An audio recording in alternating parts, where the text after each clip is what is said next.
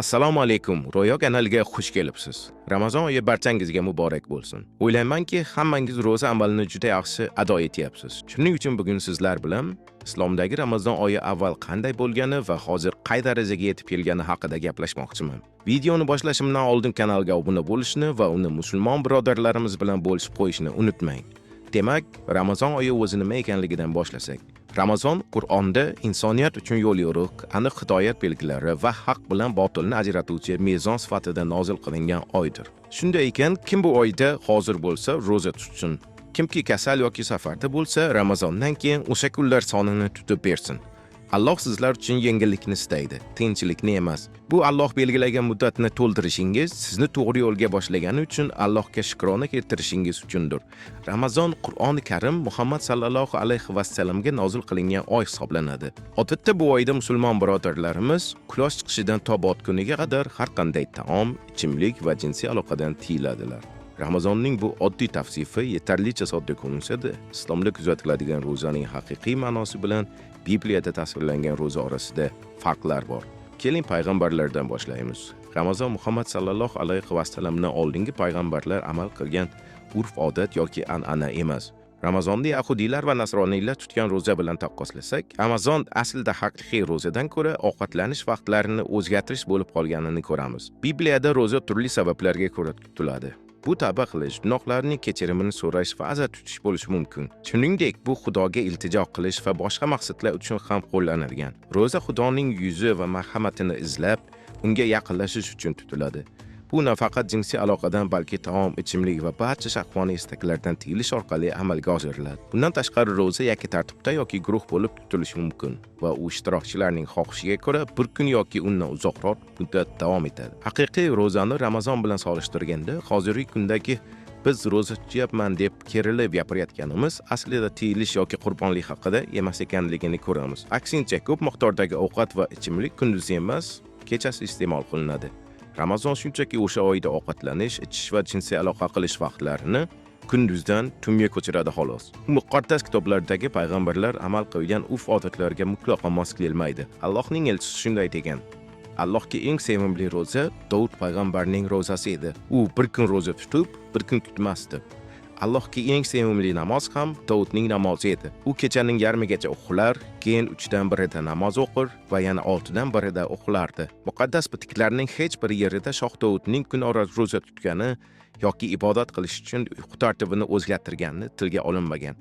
Endi esa Injil payg'ambarlarning ro'za tutishi va uning kelib chiqishi haqida gapirganda, Ramazonning paydo bo'lishi va Muhammad sallallohu alayhi va sallamning ro'za haqidagi g'oyalari qanday shakllangani haqida so'z yuritamiz. Baqara surasiga e'tibor bersak, Ramazon Qur'on nozil qilgan oy ekanligi aytilgan. Shu mantiqqa ko'ra Muhammad sallallohu alayhi va sallam Qur'on nozil bo'lishidan oldin yoki nozil bo'layotgan paytda ro'za tutish kerak edi. Muhammad sallallohu alayhi va sallam xilvatga chekinib Hiro g'origa borar va u yerda juda ko'p kunlar davomida uzluksiz yolg'iz Allohga ibodat qilar edi. U o'zi bilan safar uchun oziq-ovqat olib borar, so'ngra xotini Xadichaning oldiga qaytib, yana bir muddat qolish uchun oziq-ovqat olardi. Shunday kunlarning birida u Hiro g'orida bo'lganida unga to'satdan haqiqat nozil bo'ldi. E'tiborli jihat shundaki, Bibliyada keltirilgan payg'ambarlar Muso, Ilyos, Shoh Davud va hatto Iso Masihning o'zi ham o'z xizmatlarida muhim ahamiyatga ega bo'lgan uzoq muddatli ro'za tutish davrlarini boshdan kechirganlar. Bu shaxslarning barchasi Alloh oldida ruhiy o'zgarish va kamolotga erishish vositasi sifatida ro'za tutganlar. Shunday ekan savol tug'iladi: Ramazon oyida ro'za tutish rasman qachon majburiy bo'ldi? Ro'za tutish islom paydo bo'lganidan oldin ham arab jamoasida keng tarqalgan edi. Quraysh mushriklari jahiliyat davrida, ya'ni islom kelishidan oldin ham Ashura kunida ro'za tutishga odatlangan edilar. Oysha radhiyallohu anhudan rivoyat qilinadi. Islomdan oldingi jahiliyat davrida Quraysh Ashura kuni ro'za tutar edi. Payg'ambar sallallohu alayhi va sallamning o'zlari ham bu kunda ro'za tutardilar. Ammo u Madinaga kelgach, o'sha kuni ro'za tutdi va musulmonlarni ham ro'za tutishga buyurdi. Ramazon ro'zasining farz bo'lish hukmi nozil bo'lgach, Ramazon ro'zasi vojib bo'lib, Ashura ro'zasi ixtiyoriy bo'lib qoldi. Kim xohlasa tutar, xohlamasa tutmas edi. Mana oradan shuncha vaqt o'tib, bizning hozirgi kunimizda Ramazon ro'zasining asl mohiyati anchagina o'zgargandek va insonlar ham ko'r-ko'rona bilib bilmay ro'za tutishga odatlangandek tuyulmoqda. Ramazon juda murakkab mavzu. Men ham bu oyni intiqlik bilan kutib ro'za tutaman. To'g'risini aytsa, ro'za tutish ajoyib tuyg'u va meni juda ham xotirjam qiladi. Kun davomida chekayotgan azoblarim ochlik va chanqoqlik, ilohiy qurbonlik ekaniga chin dildan ishonaman va bunga mukofot olaman inshaalloh. Bunday qat'iy ishonch insonda g'aroyib his-tuyg'ularni uyg'otadi. Ramazonda ro'zada sadoqat bor. Kun davomida yeb ichishdan, jinsiy aloqadan va boshqa narsalardan tiyilasiz va bu Allohga itoat va taslim bo'lish yo'lidagi qurbonlikdek tuyuladi. Lekin menda hozirgi kundagi ro'za tutish bo'yicha savollarim bor. Rostdan ham bu sog'lom odatmi? Bu juda muhim, chunki bu mavzu jiddiy muhokamaga arziydi va uni shunchaki chetlab o'ta olmaymiz. Xo'sh, Ramazonda ro'za tutish sog'liqqa foydalimi? Kun chiqishidan oldin oshqozoningizni to'ldirib ovqat yeyish, keyin butun kun davomida hech narsa ichmay, yemay yurish va nihoyat kun botgach tanangiz hazm qila olmaydigan darajada katta ziyofat qilib ovqatlanish rostdan ham sog'lommi? Yo'q, bu sog'lom emas. Hatto yarim soat masjidga borib namozda harakat qilib ham keyin uxlab buni hazm qila olmaysiz. Ro'za ovqat va ichimliklardan lazzatdan tiyilish degan ma'noni anglatadi. Lekin ko'plab musulmonlar ayni Ramazonda odatdagidan ham ko'proq ovqat yeyishadi. Chunki iftor paytida juda katta va betakror taomlar tayyorlanadi. Hozir Ramazon va ro'za deganda meni har doim iftordan keyin to'yib olib, og'irlik his qilayotgan odamlar ko'z oldimga keladi. Menimcha bu sog'lom odat emas. Qiziq tomoni shundaki, ko'plab odamlar Ramazonda kunduz kun ko'proq uxlashni afzal ko'rishadi. Bu esa Ramazondan osonroq o'tib olish degani. Juda aqlli qaror, to'g'rimi? Lekin bularning barchasi qanday qilib qurbonlik bo'lishi mumkin? Ma'lumotlarga ko'ra, odamlar odatdagiga qaraganda Ramazonda ko'proq ovqatni isrof qilishadi, ko'proq ovqat yeyishadi, ko'proq vazn orttirishadi. Bu albatta kechqurun ovqatga to'yib olish odati bilan bog'liq. Shuningdek, Ramazon oyida jinoyatlar ham ko'payadi. Aynan o'zini musulmon deb ataydigan guruhlar tomonidan. Dunyo bo'ylab juda kam sonli islomiy terrorchi tashkilotlar, masalan, IShID, Al-Qoida va yana yuzlab boshqa guruhlar bu xulosaga qat'iy qarshi chiqishadi. Chunki ular Ramazonni global jihod ruhi bilan nishonlashadi.